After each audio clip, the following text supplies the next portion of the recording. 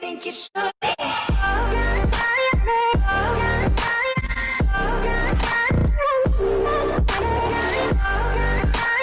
What's going on YouTube? Hayden back making another brand new Crypto TV episode. In today's video, we'll be looking at Litecoin, Bitcoin, Ethereum, as well as ontology to Bitcoin. So shout out to Tony Hemp. If you guys want to be shouted out in tomorrow's video, please make sure to subscribe, turn on post notifications, and leave a comment below telling me what your top altcoin is. Otherwise, let's look at the coin market cap. Just going to refresh the page quickly here. And as you can see, if this loads up quick, we have a current market cap at $386 billion. So we clearly broke below support at $400 billion, and we've had a total 24-hour market volume of $29 billion, and Bitcoin is seeking or regaining support as it moves up in Bitcoin dominance at 37.4%. But obviously, as I scroll down, you'll notice that all the coins are pretty much in red, and we do see a lot of blood in the water right now. We have Bitcoin down 5% at $8,400, $8,484. Ethereum down 6% at $684. Ripple down 7.8. Bitcoin Cash down 8.5. And then we have Litecoin down 6.6%. EOS also down 15%, which is pretty wild. But Litecoin's still holding the number 6 position, and we do seek to get above EOS shortly. But otherwise, I have pulled up an article that I found that may help for why we're seeing such a dip or such a rapid dip in the market. And basically, shout out to William Suberg for posting this article on Cointelegraph, but it says Bitcoin loses 9,000 support as market reacts to South Korea's investigation, Mt.Gox sell-off. As you guys know, hopefully Mt.Gox was an old exchange that had a lot of issues with insider trading and negative reactions to the public, and had just a lot of corruption within that company. But it says Bitcoin prices fell to 3-week lows of around $8,500 on May 11th, which was today, as market reacts to a flash investigation. That was why we saw such a sudden drop. There's really nothing you can do with market manipulation like that. Things just drop and you can't really help it. It says that South Korean exchange up bit and a fresh Mt.Gox funds liquidation. Data from Cointelegraph price tracker on Coin360 shows Bitcoin dipping sharply over the past 24 hours, with major altcoin assets posting considerably higher losses of up to 18%. It says traders appeared to deliver a knee-jerk reaction to the news that Upbit, Korea's largest cryptocurrency exchange and a subsidiary of the communications giant Kakao, had received a visit from the country's Financial Supervisory Commission. It says, at the same time, executives in charge of refunding users to the former Japanese exchange Mt.Gox have evidently sold a new chunk of about 8,000 bitcoins, worth about $70 million at a press time, in 4 batches of 2,000 bitcoins. So when you sell off these whales, you can see the market just dip very, very, very quickly. It also says, while some sources look to social media to suggest the price dip was an overreaction on the part of cryptocurrency holders that were selling off due to the Korean exchanges, the South Korean exchange, which only recently returned to listing to the popular price tracker.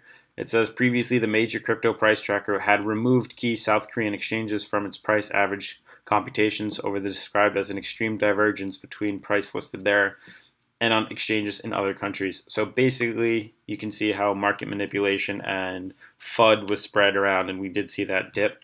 Hopefully, we're looking to see a pullback upwards. Obviously, Litecoin has broken through some very key support levels at 152, like that region, as well as the 145, which we were holding for quite a few days, almost around 11 or 12 days. So we did break below that.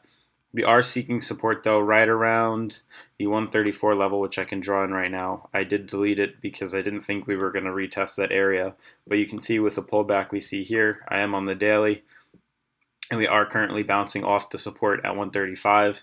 If I then go on to the 4-hour, you'll notice that we are extremely oversold, which is a good thing on Litecoin because of the sell-off so quickly. It's an indicator that we should be seeing some moves upwards, and we actually are experiencing a move upward right now. but we did break below support level on the 4-hour MMA and did break below that, so we should head back up to that for support and probably face some resistance going back up there, but that'll be around $155 on the 4-hour and around 160 on the daily. So definitely expect a pullback soon.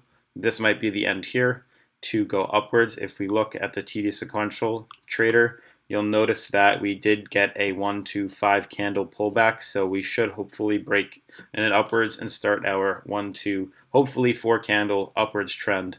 You can clearly see the reversal candle we're starting to draw out right now on Litecoin's chart right now.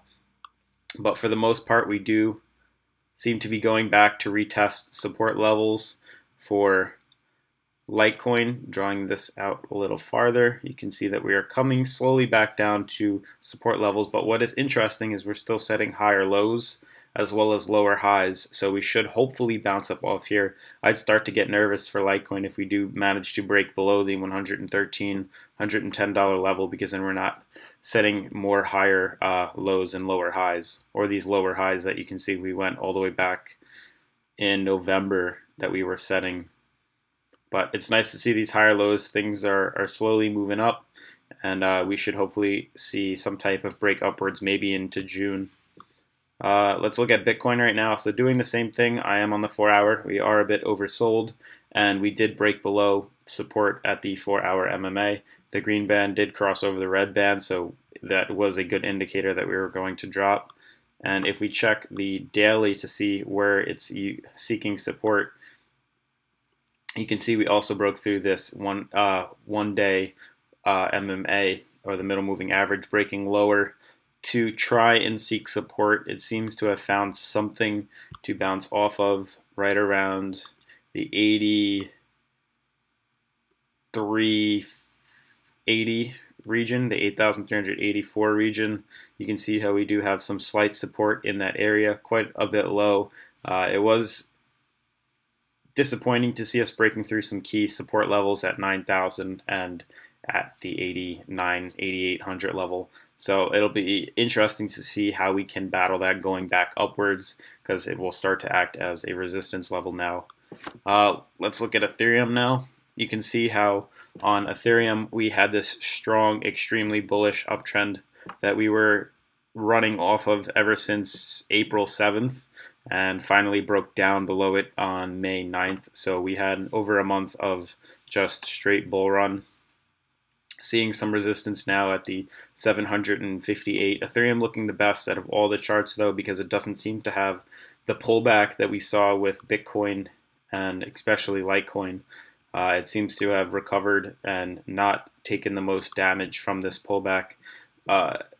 Also looking the best, you can see the farthest Ethereum went is to just retest its daily MMA, and it seems to just bounce off that. So we should expect to see Ethereum making a nice run back up to this resistance level now, and hopefully break above the uptrend at around the $870 level.